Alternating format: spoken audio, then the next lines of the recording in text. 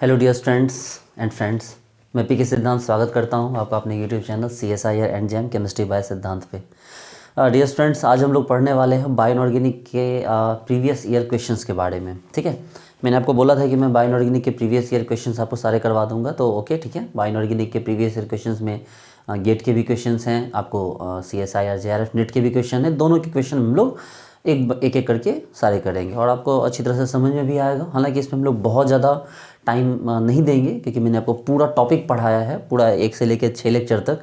आप उनको आराम से देखिए और साथ में ये क्वेश्चन सॉल्व करते चलिए, आपको कहीं कोई प्रॉब्लम नहीं होगी। चलिए डियर स्टूडेंट्स, टाइम वेस्ट ना करते हुए अब हम लोग स्टार्ट करते हैं क्वेश्चन सॉल्व करना। देखिए, सबसे पहले हम बात करते हैं, हम लोग नेट और गेट दोनों के क्वेश्चन सॉल्व करेंगे। ठीक है, तो पहला एक क्वेश्चन है आपको जून 2011 नेट का। ठीक है, ये क्वेश्चन कह रहा है कि भाई the ligand system present in vitamin B12 is, कि भाई लिगेंड सिस्टम कौन सा प्रेजेंट होता है B12 में। पहला ऑप्शन दिया है पोरफायरिन, दूसरा ऑप्शन दिया है कोरिन, तीसरा ऑप्शन दिया है आपको थैलोसाइनिन, चौथा दिया है क्राउन ईथर। तो भाई जो पोरफायरिन होता है, पोरफायरिन तो ब्लड में प्रेजेंट होता है, हीमोग्लोबिन में। ठीक है, जो थैलोसाइनिन है, थैलोसाइनिन अपने आप में एक स्ट्रक्चर है, एक कॉम्प्लिकेटेड स्ट्रक्चर होता है। ठीक है, आपको कैसा होता है ये समझ लीजिए। थैलोसाइनिन कैसा होता है, जो जैसे आपने ये बनाते हो, हीमोग्लोबिन बनाते हो, ये इसी टाइप का है बट अलग होता है थोड़ा। ये जुड़ते हैं इस तरह से, बट यहाँ सेंटर में यहाँ जुड़ते हैं, यहाँ नाइट्रोजन होता है थैलोसाइनिन में। ये नाइट्रोजन है, यहाँ नाइट्रोजन है। ठीक है, और इन सभी रिंग से एक बेंजीन रिंग जुड़ा हुआ है। ठीक है, इन सभी रिंग से क्या है, एक बेंजीन रिंग जुड़ा हुआ है। ये देखिए,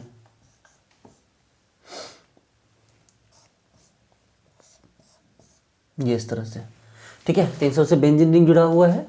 बाकी रेजोनेंस का ध्यान रखा गया है, आप रेजोनेंस का ध्यान रखेंगे, कोई बड़ी बात नहीं है इसमें। रेजोनेंस वो आप देख लेंगे, रेजोनेंस कि कैसे हो रहा है।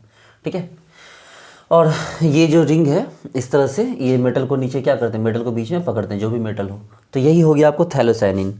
और एक होता है क्राउन ईथर। क्राउन ईथर तो आपको पता है कि अल्कली मेटल को पकड़ने के लिए बनता है ना। ये इस तरह से, ये तो अल्कली मेटल को पकड़ने के लिए बनता है ना, इस तरह। तो इसका ऑप्शन कौन सा हो गया भाई, तो कोरिन। तो कह रहा है कि the ligand system present in vitamin B12 is कौन सा, कोरिन रिंग। दूसरा बोल रहा है कार्बोक्सी पेप्टाइडेज कंटेन, कि भाई कार्बोक्सी पेप्टाइडेज क्या करता है। तो सबसे पहले मैंने बताया था आपको कार्बोक्सी पेप्टाइडेज के रिलेटेड क्वेश्चन। ये क्वेश्चन है जून 2011 का। इसमें कार्बोक्सी पेप्टाइडेज के बारे में आपको पूछा जा रहा है। कार्बोक्सी पेप्टाइडेज मैंने आपको स्टार्टिंग में ही बताया था कि जो कार्बोक्सी पेप्टाइडेज होता है, जिंक से यहाँ पर क्या होता है OH2, ये आपको N हिस्टिडीन, एक N हिस्टिडीन और एक ऑक्सीजन ग्लूटामिन, ये होता है ना। तो इस तरह से हमारे पास ये कार्बोक्सी पेप्टाइडेज है, जहाँ पर जिंक पे कौन सा चार्ज होता है, +2। और इसका मेनली काम क्या होता है, तो बॉडी में बनी हुई जो प्रोटीन चेन होती है उसको ब्रेक करने का काम करता है। ये रहा कार्बोक्सी पेप्टाइडेज। ठीक है, इसका काम जो होता है, आपको पता है कि अगर हम जो प्रोटीन चेन बनाते हैं, तो प्रोटीन चेन कैसे होता है भाई, ये R C++O और ये OH। तो ये यहाँ से टूटता है इस तरह से, और यहाँ H से इस तरह टूटता है यहाँ। तो यही पेप्टाइड बॉन्ड होते हैं। ये जो C++O होते हैं कि C++O NH CH R C++O और ये NH, ये जो देख रहे हैं ना, ये पेप्टाइड बॉन्ड है। मैंने बताया बहुत अच्छे से। इसी पेप्टाइड बॉन्ड को तोड़ने का काम कौन करता है, ये कार्बोक्सी पेप्टाइडेज करता है। तो इसमें ऑप्शन दिया हुआ है, मैंने सवाल दोबारा मैं दोहरा दूँ, carboxy peptidase contain zinc +2 and hydrolyse peptidase bond. कि ये पेप्टाइडेज बॉन्ड को क्या करता है, तोड़ के वापस से ये पहले की तरह प्रोटीन बना देता है। ठीक है, चलिए, आपको मैंने बताया हुआ है, आप उसको अच्छे से देखिए तो आपको पूरी बात समझ में आएगी। चलिए एक क्वेश्चन देखते हैं।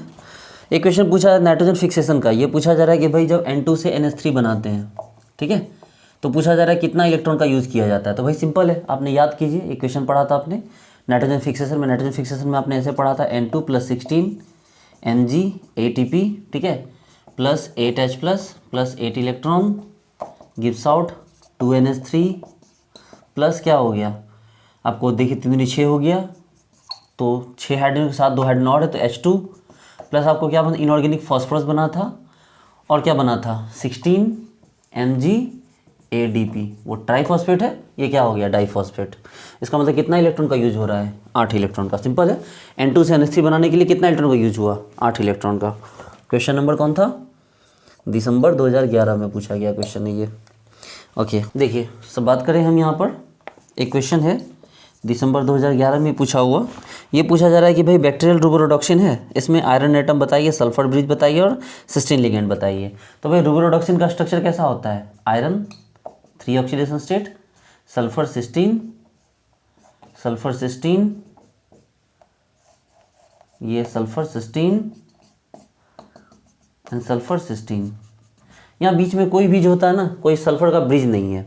तो जरा गौर से देखिए, Fe3+ है, 4 सल्फर सिस्टीन है और ब्रिज एक भी नहीं है। तो इसका आंसर आप चूज कर लेंगे, एक आयरन है, ठीक है, ऑक्सीडेशन स्टेट +3 है, 0 सल्फर है, आपको ब्रिज वाला, और 4 सल्फर कौन है, सिस्टीन वाले हैं। ठीक है, चलिए आगे बढ़ते हैं। आप इसके प्रीवियस ईयर क्वेश्चन उठा के देखिए, आपको एज इट इज मिलेंगे। और देखिए इसमें ज़्यादा टाइम मैं इसलिए नहीं दे रहा है क्योंकि एक अगर मान लो अगर मैं 5-6 क्वेश्चन में आधे घंटे निकाल दूँ तो ये कोई अच्छी बात नहीं है। ठीक है, बेवजह टाइम वेस्ट करके कोई अच्छी बात नहीं होगी। सारे क्वेश्चन हम लोग पहले ही पढ़ चुके हैं। ओके, सेम क्वेश्चन नेट 2014 में भी पूछा गया है, जून 2014 में ये पूछा गया है कि एंजाइम में जो N2 को फिक्स करते हैं NH3 में, ठीक है, जिसमें हाइड्रो गैस रिलीज होता है। ओके, पूछा गया कितना H+ और कितना इलेक्ट्रॉन यूज होता है। सवाल क्या है, कितना H+ और कितना इलेक्ट्रॉन यूज होता है। 8, 6, 6, 8, 8, 8 का ऑप्शन दिया हुआ है। तो आपने भी जस्ट देखा, N2 प्लस क्या 16 Mg ATP plus 8H+ plus 8 electron gives out क्या 2NH3 plus H2 plus inorganic phosphorus plus 16 Mg ADP। तो H+ भी 8 और इलेक्ट्रॉन भी 8। तो जो हमारे पास नाइट्रोजन फिक्सेशन होता है उसमें H+ भी 8 ही यूज होते हैं और इलेक्ट्रॉन भी 8 ही यूज होते हैं। ओके, एक क्वेश्चन आइए, आपको दिसंबर 2011 का क्वेश्चन है, दिसंबर 2011 का पूछा जा रहा है कि आपके पास मैंगनो प्रोटीन दिया हुआ है। मैंगनो प्रोटीन में पहले बात, मैंगनो प्रोटीन का स्ट्रक्चर कैसा बनता है। ये देखिए, मैग्नीज प्लस है, ये नाइट्रोजन नाइट्रोजन नाइट्रोजन नाइट्रोजन, ठीक है, ऐसे लगा हुआ है। देखिए मैंगनो प्रोटीन कैसे बनता है, ये जस्ट लाइक हीमोग्लोबिन का हम स्ट्रक्चर बना रहे हैं। और यहाँ पे क्या लग गया है, ग्रुप लगा। ये एल्काइल ग्रुप तो नहीं है बेंजीन वगैरह है। आप उतना दिमाग मत लगाइए क्योंकि आपको काम का नहीं है। चलिए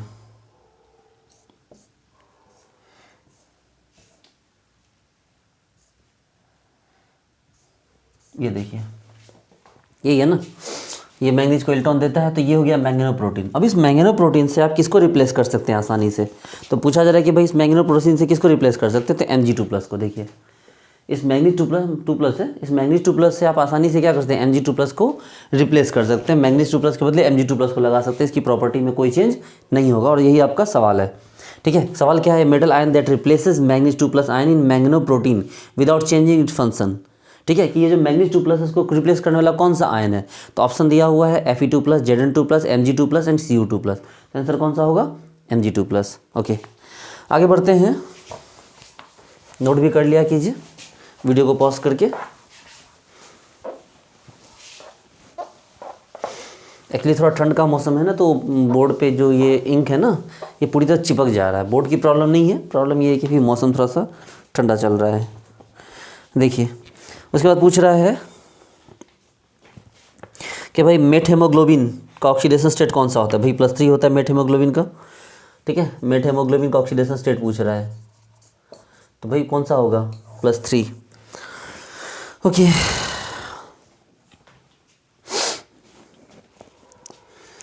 उसके बाद पूछा जा रहा है कि फोटोसिंथेसिस में क्या प्रोसेस है। तो आपको याद है फोटोसिंथेसिस में आपको प्रोसेस क्या है। तो फोटोसिंथेसिस में प्रोसेस है भाई कि सबसे पहले इलेक्ट्रॉन प्लास्टोसाइनिन में आता है PC। प्लास्टोसाइनिन से क्या आ जाता है, साइटोक्रोम B में जाता है। साइटोक्रोम से फिर कहाँ जाता है, B से, फिर साइटोक्रोम B से जाता है साइटोक्रोम BF कॉम्प्लेक्स में, साइटोक्रोम BF कॉम्प्लेक्स में। यही प्रोसेस होता है। देखिए प्लास्टोसाइनिन साइटोक्रोम B और साइटोक्रोम से साइटोक्रोम BF। ठीक है, तो ये वाला BF कॉम्प्लेक्स में जाता है। तो याद रखिएगा जो फोटोसिंथेसिस होता है plastocyanin cytochrome B, cytochrome B से साइटोक्रोम BF कॉम्प्लेक्स, ठीक है, ये इलेक्ट्रॉन का क्या होता है, वे होता है। ओके, क्वेश्चन पूछा जा रहा है, नेक्स्ट पूछा जा रहा है कि भाई इसेंशियली, क्वेश्चन नंबर 10 है, आपको 10 नहीं है, दिसंबर 2012 का क्वेश्चन है, दिसंबर 2012 का क्वेश्चन पूछा जा रहा है। दिसंबर 2012 में क्वेश्चन है, पूछा जा रहा है कि भाई आपको essentially element, biologically essentially element कौन कौन है।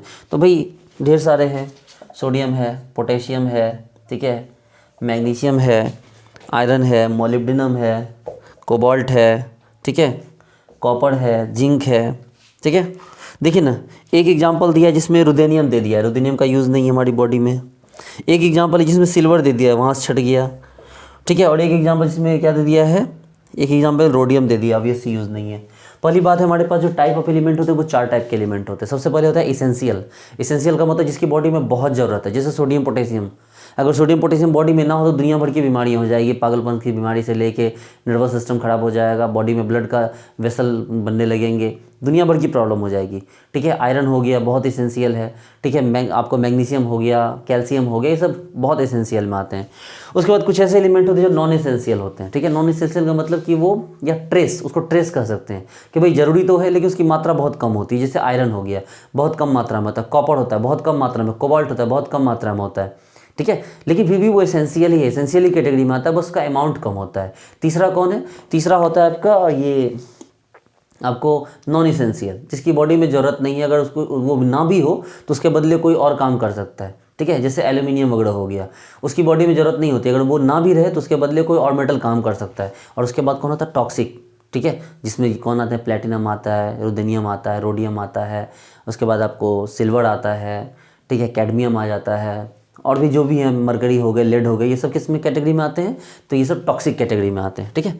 तो इसेंशियल सब हैं, बस टॉक्सिक को छोड़ के, ठीक है। आपको कभी भी ऐसा परेशान नहीं करेगा क्वेश्चन कि इसेंशियल के साथ आपको ज़्यादा परेशान करे। आपको इसेंशियल में जो भी देगा, चाहे इसेंशियल दे दे, ट्रेस दे दे, ठीक है, नॉन इसेंशियल नहीं देगा और टॉक्सिक नहीं देगा, ठीक है।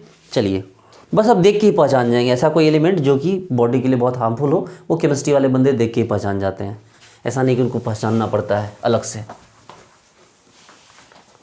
ये बोर्ड बड़ा काम बिगाड़ रहा है, अभी ठंड का मौसम है ना, इस बोर्ड का पूरा इंक जम जाता है, मैं क्या करूं समझ नहीं आता है। देखते इसके लिए मुझे जोकर की तरफ ये हाथ में दस्ताना लगा कर रखना पड़ रहा है, बट क्या करूं, कोई नहीं। मेरे पास नेट और गेट दोनों के क्वेश्चन है, मैं नेट और गेट दोनों करवा दूंगा, आप टेंशन मत लीजिए। ओके, एक क्वेश्चन है जून 2013 में पूछा हुआ क्वेश्चन है, ठीक है। ये क्वेश्चन पूछा है जून 2013 में पूछा हुआ कि भैया the metal ion present in the active site of nitrogenase enzyme cofactor, cofactor की बात कर, नाइट्रोजनेशन मतलब आपको नाइट्रोजन फिक्सेशन की बात है। तो भाई नाइट्रोजन फिक्सेशन की बात है तो आपको याद है इलेक्ट्रॉन आपको फ्लेवरोडॉक्सिन और फेरोडॉक्सिन से निकल के कहाँ गया था, आपको गया था वो किसमें, पी क्लस्टर में। किसमें गया था, पी क्लस्टर में, बताया था ना, पी क्लस्टर। पी क्लस्टर से निकल के कहाँ गया था, तो कोफैक्टर में। कोफैक्टर से इलेक्ट्रॉन कहाँ से गया था, तो नाइट्रोजन प्लस होते हुए आपको हम लोग उसको क्या बनाते हैं, NH3 बनाया। तो इसका रिएक्शन थोड़ी देर पहले ही मैंने आपको लिख के दिखाया है। तो इसका मतलब ये है कि आपको कोफैक्टर पूछा है, तो भैया कोफैक्टर में मोलिब्डेनम था, ये तो आपने देखा ही था। तो यहाँ पर क्या किया है, एक ही ऑप्शन दिया मोलिब्डेनम, उसके साथ मोलिब्डेनम के साथ आयरन दे दिया। चलो भाई कोई बात नहीं है, हमारे पास सिंगल ऑप्शन दिया जिसमें मोलिब्डेनम है, तो हमने ऑप्शन यही लगाया कि भाई नाइट्रोजनेज का जो कोफैक्टर होता है, याद कीजिए ये तो मोलिब्डेनम था ना, जो कहाँ लेके जा रहा था, उस N2 को NH3 में लेके जा रहा था। तो ये मोलिब्डेनम के साथ क्या हो गया, आयरन हो गया। तो आपका आंसर हो गया कौन सा, तो metal ion present in the active site of nitrogenase enzyme cofactor. तो कोफैक्टर में मोलिब्डेनम होता है, अब आयरन भी हो जाए, अच्छी बात है, कोई दिक्कत नहीं। उसके बाद आगे बढ़ते हैं, बोल रहा है कि जो coordination geometry of copper 2 in the copper protein plastocyanin, copper protein plastocyanin जो होता है, कॉपर प्रोटीन प्लास्टोसाइनिन, इसमें कॉपर, इसका जो स्ट्रक्चर होता है कैसा होता है, डिस्टॉर्टेड टेट्राहेड्रल होता है। ध्यान रखिएगा कि जो कॉपर प्रोटीन प्लास्टोसाइनिन होता है उसमें कॉपर का स्ट्रक्चर कैसा होता है, जो स्ट्रक्चर होता है वो डिस्टॉर्टेड टेट्राहेड्रल होता है। मेरी बात को बार बार रिपीट करके ध्यान दीजिए। जो 21 क्वेश्चन पूछा जा रहा है दिसंबर 2014 में पूछा गया है कि भाई जो आपको हीमोग्लोबिन है, ठीक है, हीमोग्लोबिन का शेप कैसा होता है। तो आपको तो याद है हीमोग्लोबिन क्या होता है, सिग्मोइडल, और जो मायोग्लोबिन होता है वो क्या होता है, तो मायोग्लोबिन आपको सीधे इस तरह का कर्व होता है, ठीक है। चलिए तो क्या हो गया भाई, आपको ये हो गया हाइपरबोलिक कर्व, मायोग्लोबिन का हाइपरबोलिक कर्व होता है, कट करता है इसको यहाँ से, नहीं ऐसे होगा। मायोग्लोबिन का क्या होता है, हाइपरबोलिक, और ये क्या हो गया, हीमोग्लोबिन हो गया। तो हीमोग्लोबिन का क्या होता है आपको, इस तरह सिग्मोइडल कर्व होता है। जो हीमोग्लोबिन होता है वो क्या होता है, पीएच डिपेंडेंट होता है। हीमोग्लोबिन क्या होता है, पीएच डिपेंडेंट होता है, जो कि मायोग्लोबिन क्या होता है, पीएच इंडिपेंडेंट होता है। मैंने बहुत रिलैक्स से आपको ये सारी चीज़ें बताई है, आप एक बार देख लेना इसको अच्छे से। ये दिसंबर 2014 का क्वेश्चन था, और भी बहुत सारे ऑप्शन थे, ऑप्शन के पीछे नहीं भागना है, ठीक है। एक क्वेश्चन दिया हुआ आपको, बोल रहा है कि भाई आयरन नाइट्रोजन का जो है बॉन्ड डिस्टेंस बताना है डीऑक्सी ऑक्सी हीमोग्लोबिन में। आप याद कीजिए जब हमारे पास डीऑक्सी हीमोग्लोबिन था, ये ना, आप याद कीजिए जब यहाँ पर नाइट्रोजन के साथ जो आयरन जुड़ा हुआ था, तो आप याद कीजिए डोम्ड शेप में था, ये याद है इसे, ये क्या था, Fe2+ कौन से शेप में था, डोम्ड शेप में। लेकिन जब ऑक्सीजन आ गया था, तो ऑक्सीजन आने के बाद क्या हो गया था, गौर से देखिए, ऑक्सीजन होने के बाद ये इसके कोप्लेनर हो गया था, मतलब इसके सेंटर के अंदर आ गया, इसका साइज छोटा हो गया था। आपको याद है कि ये क्या था, हाई स्पिन, और ये ऑक्सीजन के आने के बाद क्या हो गया था, लो स्पिन, मतलब जब इसमें ऑक्सीजन जुड़ गए थे। तो इसका मतलब है कि पहले ये वाला लेंथ बड़ा होता और ये वाला लेंथ क्या होगा, छोटा होगा। तो चलिए यही लेंथ का दिया हुआ डिस्टेंस दिया हुआ है। तो पूछा जा रहा है कि भाई आपको डीऑक्सी मतलब इस वाले में इसका लेंथ, और ऑक्सी हीमोग्लोबिन इसका लेंथ, यानी आयरन और नाइट्रोजन के बीच का लेंथ यहाँ भी पूछा जा रहा है और यहाँ भी पूछा जा रहा है। यहाँ ज़्यादा होगा, यहाँ कम होगा। ऑप्शन देखिए क्या दिया है, 2.1 and 2, ठीक है, 2 and 2, 2.2 and 2.3, 2.3 and 2.5। भाई इसको याद करने की ज़रूरत ही नहीं, बच्चा भी समझ जाए। यहाँ ज़्यादा यहाँ कम है, देखो ज़्यादा कम बराबर बराबर, कम ज़्यादा, क्यों बात कर रहे हो फालतू में। देखो यहाँ ज़्यादा 2.1 और यहाँ कम 2.0। हमें नहीं पता क्या लेंथ है, लेकिन सिंपल देखो यहाँ ज़्यादा हो गया और यहाँ का लेंथ क्या हो गया, कम हो गया, क्योंकि क्या हो गया, आयरन अंदर चला गया। अंदर चला जाएगा तो ये लेंथ छोटा हो जाएगा, जबकि जब ऊपर था तो ये लेंथ क्या था, इसके प्लेन से ऊपर था ना, तो ये लेंथ ज़्यादा होता है। चलिए और आगे बढ़ते हैं। डीऑक्सी हीमोसाइनिन कैसा था भाई, तो भाई डीऑक्सी हीमोसाइनिन मतलब को याद है ना आपको, कॉपर +1 था ऐसे, ना हीमो ना साइनिन, ये ऐसे याद है। और भैया जो कॉपर +1 है, तो कॉपर +1 क्या होगा, ऑब्वियस सी बात है D10 होगा, और D10 होगा तो क्या होगा, डायमैग्नेटिक होगा, और डायमैग्नेटिक हो तो क्या होगा, कलरलेस होगा। चलिए यही क्वेश्चन दिया हुआ है आपको, यही क्वेश्चन आपसे पूछा गया है। कौन सा ईयर कौन सा है, हाँ 2015, दिसंबर 2015 में आपसे पूछा गया है कि यही जो डीऑक्सी हीमोसाइनिन, डीऑक्सी मतलब ऑक्सीजन नहीं लगा है अभी, डीऑक्सी हीमोसाइनिन है। डीऑक्सी हीमोसाइनिन क्या होता है, डायमैग्नेटिक है, बिल्कुल डायमैग्नेटिक, देखो कॉपर +1 है, कलरलेस है, बिल्कुल कलरलेस है, क्योंकि कॉपर +1 में क्या होगा। लेकिन इसी में अगर ऑक्सी हीमोसाइनिन लगा दीजिए ऐसे, तो आपको तो पता है ना कि अगर ऑक्सी हीमोसाइनिन लगाएगा तो क्या हो जाएगा, ये तो ऑक्सी हीमोसाइनिन लगाने के बाद ये क्या हो जाएगा, इसका ऑक्सीडेशन स्टेट बढ़ के +2 हो जाएगा। तो जैसे ही +2 होगा ये क्या हो जाएगा, D9 होगा, जैसे D9 होगा ये क्या होगा, पैरामैग्नेटिक होगा, और जैसे पैरामैग्नेटिक होगा ये क्या हो जाएगा, कलर्ड हो जाएगा। चलिए तो ऑक्सी हीमोसाइनिन की बात करें तो वो D9 होगा, पैरामैग्नेटिक होगा, कलर्ड होगा। लेकिन डीऑक्सी हीमोसाइनिन की बात करें तो D10 होगा, डायमैग्नेटिक होगा और कलरलेस होगा। ठीक, आप कहीं से भी क्वेश्चन मैनेज कीजिए, ठीक है। अब मैं आपको इसे तो नहीं दे सकता फिलहाल, क्या बताऊँ, अभी तो मेरी इतनी नहीं है कि मैं इसको कम्युनिटी पेज पर डाल दूँ, ठीक है। तो आप इस क्वेश्चन को मैनेज कर लो कहीं से भी, कैरियर एंडेवर के जितने फ्रेंड पढ़ते हैं उनसे आप मांग लो, वो मिल जाएगा आपको वहाँ से। और एक बार मेरे सारे लेक्चर को आराम से देख लो, ठीक है। मैंने बहुत अच्छे से इन सबको एक्सप्लेन किया है, अगर मैं फिर से एक्सप्लेन करने लगूँ अभी तो आई थिंक कि बहुत टाइम चला जाएगा, ठीक है। चलिए उसके बाद पूछा जा रहा है बायोलॉजिकल फंक्शन ऑफ साइटोक्रोम। भैया साइटोक्रोम क्या करता है, इलेक्ट्रॉन ट्रांसपोर्ट। साइटोक्रोम क्या करता है, इलेक्ट्रॉन ट्रांसपोर्ट। इलेक्ट्रॉन ट्रांसपोर्ट किस वे में, ऑक्सीडेशन के वे में। भैया इलेक्ट्रॉन ट्रांसपोर्ट कैसे करेगा, ऑक्सीडेशन करके ना, ठीक है। और दूसरा क्या पूछा जा रहा है कि जो मायोग्लोबिन क्या करता है, तो मायोग्लोबिन ऑक्सीजन स्टोर करता है, बचपन से आप पढ़ते आ रहे हैं, O2 स्टोर। अब इसी पे सवाल पूछ दिया आपको दिसंबर 2015 में कि भैया साइटोक्रोम क्या करता है, ऑक्सीडेशन, मायोग्लोबिन क्या करता है, तो O2 स्टोर, काम खत्म। ओके ये भी हो गया।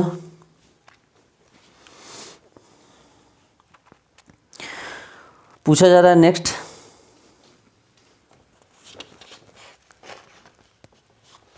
क्वेश्चन दिया जा रहा है, दिसंबर 2015 में ही पूछा गया है। कि भाई हीमोग्लोबिन है, हीमोग्लोबिन HB, साइटोक्रोम B, और पूछा गया विटामिन B12, और पूछा गया हीमोसाइनिन, किसका क्या यूज है। ठीक है, तो भाई मेरे सबसे बड़ी बात है कि जो हीमोग्लोबिन क्या करता है, तो ऑक्सीजन ट्रांसपोर्ट करता है, देखो O2 ट्रांसपोर्ट। ठीक है, साइटोक्रोम B क्या करता है, साइटोक्रोम B का काम होता है इलेक्ट्रॉन ट्रांसपोर्ट करना। ठीक है, साइटोक्रोम B का जो काम होता है इलेक्ट्रॉन ट्रांसपोर्ट करता है, इलेक्ट्रॉन ट्रांसपोर्ट। विटामिन B12 क्या करता है, ग्रुप ट्रांसफर करता है, ग्रुप ट्रांसफर रिएक्शन होता है इसमें। ठीक है, विटामिन B12 में क्या होता है, ग्रुप ट्रांसफर रिएक्शन होता है। और जहाँ तक हीमोसाइनिन की बात करें तो हीमोसाइनिन का काम होता है आपको O2 ट्रांसपोर्ट करना। बस फ़र्क ये है कि हीमोग्लोबिन में सेंटर में आयरन होता है और हीमोसाइनिन में सेंटर में क्या होता है, कॉपर होता है। ठीक है, चलिए आंसर ढूंढ लीजिएगा, ये मिल जाएगा आपको।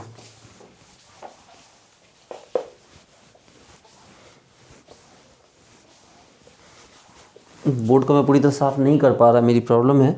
ठीक है, इसको मैं सक्सेसफुली साफ़ नहीं कर पा रहा। और क्वेश्चन करते हैं। ठीक है, पूछा जा रहा है कि भाई सुपर ऑक्साइड डिस्म्यूटेज में क्या होता है, super oxide dismutase contains the metal ion. भैया सुपर ऑक्साइड डिस्म्यूटेज होता क्या है, तो हमारी बॉडी में जो हार्मफुल ऑक्सीजन होते हैं, ठीक है ना, हाँ हार्मफुल ऑक्सीजन भी होते हैं बॉडी में, ऐसा नहीं कि सभी ऑक्सीजन काम की होते हैं। जो हार्मफुल ऑक्सीजन होते हैं उसको क्या करता है, डिकम्पोज कर देता है। ठीक है, उसको ब्रेक करता है। उसको ब्रेक करने में किसका यूज होता है, सुपर ऑक्साइड डिस्म्यूटेज का।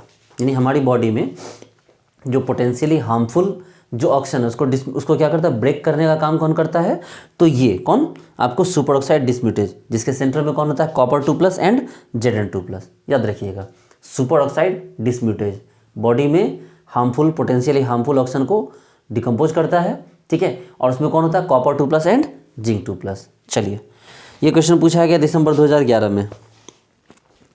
उसके बाद आगे पूछ रहा है, ठीक है, कि जब O2 जो होता है वो हीमइरिथ्रिन से बाइंड होता है तो क्या होता है भाई, तो O2 जब हीमइरिथ्रिन से बाइंड होता है तो आयरन ऑक्सीडाइज हो जाता है। सिंपल कि भाई जब O2 जो होता है हीमइरिथ्रिन से बाइंड होता है, पढ़िए ना, पूरा बता रखा है मैंने। O2 जब हीमइरिथ्रिन से बाइंड होता है तो क्या होता है कि आयरन क्या होता है, ऑक्सीडाइज हो जाता है। Okay, very good. ओके, आगे क्वेश्चन देखते हैं। कह रहा है कि cooperative binding of O2 in haemoglobin is due to, कि भाई अब ऑक्सीजन में जो कोऑपरेटिव बाइंडिंग होता है, कोऑपरेटिव बाइंडिंग समझते हैं ना, कि जैसे फर्स्ट वाला जो जुड़ा ऑक्सीजन तो उसका रेट कम होगा। ठीक है, सेकंड वाला जुड़ने का रेट बढ़ जाएगा, थर्ड वाला जुड़ने का रेट और बढ़ जाएगा, फोर्थ वाला जुड़ने का रेट और बढ़ जाएगा। उसी तरह जब ब्रेकिंग होता है बॉन्ड का तो फर्स्ट ऑक्सीजन थोड़ा स्लो टूटता है, सेकंड ऑक्सीजन और जल्दी टूटता है, थर्ड और जल्दी टूटता है, और फोर्थ बहुत फास्ट ही टूट जाता है। इसी को हम लोग कोऑपरेटिव इफेक्ट कहते हैं। तो यही पूछा जा रहा है कि भैया बताइए कि आपको जो cooperative binding of O2 in haemoglobin is due to. ठीक है, तो ये आंसर हो जाएगा इसका, a decrease in size of iron followed by change in the protein conformation. ठीक है, कि प्रोटीन के कन्फर्मेशन में क्या होता है, चेंज होता है, जिसके कारण कि आयरन का साइज क्या होता है, छोटा हो जाता है, और जो होता है ऑक्सीजन उससे आसानी से बहुत तेज़ी से बाइंड हो जाता है। ठीक है, आप इसको देखना, इसको मैंने बहुत अच्छे से पढ़ाया है। ठीक है,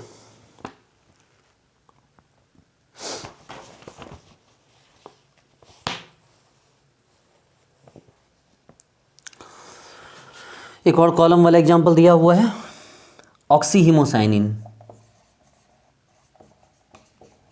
भाई ऑक्सीहीमोसाइनिन क्या करता है, ऑक्सीजन ट्रांसपोर्ट करता है, O2 ट्रांसपोर्ट। ठीक है, चलिए ये किस में, तो वो जो थे ना, क्या कहते हैं आपको उसको, इन्वर्टिब्रेट्स, मेरीन इन्वर्टिब्रेट्स, उसमें करता है ये। कार्बोनिक एनहाइड्रेज, भैया कार्बोनिक एनहाइड्रेज क्या करता है, तो बताया तो था, बॉडी में जो हमारे CO2 होता है, जो CO2 रिलीज होता है, ठीक है, वो CO2 क्या करता है, ये HCO3- में बदल के बाहर निकालता है। तो ये CO2 को क्या करता है, HCO3- में करके बाहर निकालता है।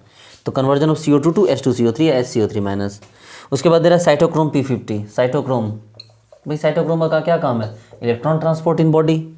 उस बाद क्या कर रहा है, कार्बोक्सी पेप्टाइडेज ए। कार्बोक्सी पेप्टाइडेज ए का क्या काम होता है आपको, तो ये पेप्टाइड बॉन्ड को ब्रेक करता है। अभी जस्ट थोड़ी देर पहले बताया था कि क्या करता है, पेप्टाइड जो हमारी प्रोटीन होती है, प्रोटीन के पेप्टाइड बॉन्ड को क्या करता है, ब्रेक करता है। कौन, कार्बोक्सी पेप्टाइडेज ए, कार्बोक्सी पेप्टाइडेज ए। अब मैं इसको कैसे बताऊं, ठीक है, पेप्टाइड बॉन्ड को क्या करता है, ब्रेक करता है।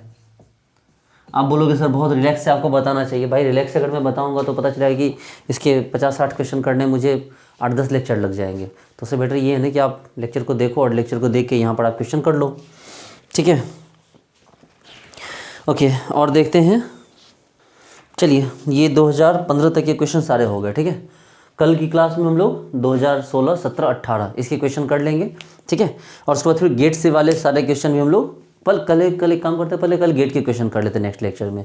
उसके बाद फिर हम लोग बाकी के जो रिसेंटली हैं, जो न्यू वाले क्वेश्चन हैं, उसको भी हम लोग कर लेते हैं, ठीक है डियर स्टूडेंट्स। तो मान रहा हूँ ये लेक्चर इतना आपको मज़ा नहीं आया होगा, बट क्या करें, अगर इसमें मैं उस तरह से पढ़ाने लगूँ तो बहुत टाइम लग जाएगा। इसके लिए एक्सट्रीमली सॉरी, मुझे भी बुरा लग रहा है कि मैं आपको इतनी तेज़ी में मैंने इतने सारे क्वेश्चन बता दिए। लेकिन ये है कि आप लोग अगर पूरा लेक्चर एक बार देखो तो पूरे टॉपिक एक एक क्वेश्चन आपको क्लियर हो जाएंगे, ठीक है dear students. Okay, thank you so much, bye.